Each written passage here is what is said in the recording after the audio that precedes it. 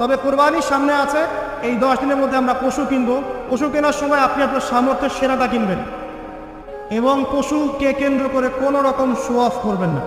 আমার তো 1,60,000, আমার তো 1,80,000, কত ভাই এত গলায় লটকিয়ে দেওয়া, এইসব কাজ করতে যাবেন না, ঠিক আছে? কিন্তু পশুকে আপনি মহব্বত করবেন, পশুকে নিজ হাতে খাওয়াবেন, পানি পান করাবেন, যাতে তার প্রতি আপনার মহব্বত সৃষ্টি হয় এবং এই মহব্বতের প্রাণীটাকে আপনাকে কোরবানি দিতে হবে। মনে রাখবেন, যিনি কোরবানি দিচ্ছেন তিনি যেন একজন ইব্রাহিম আলাইহিস সালাম, আর যাকে কোরবানি দেওয়া হচ্ছে সে যেন একটা ইসমাইল আলাইহিস সালাম। সবচেয়ে প্রিয় বস্তুটাকে কোরবানি করতে হবে। এই জন্যে আপনি আপনার সামর্থ্যের সেরাটা কিনবেন।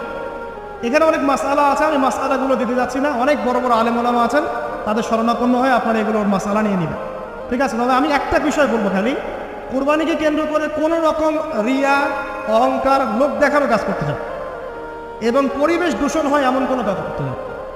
জাস্ট ইসলামের সৌন্দর্য ফুটিয়ে তুলবে।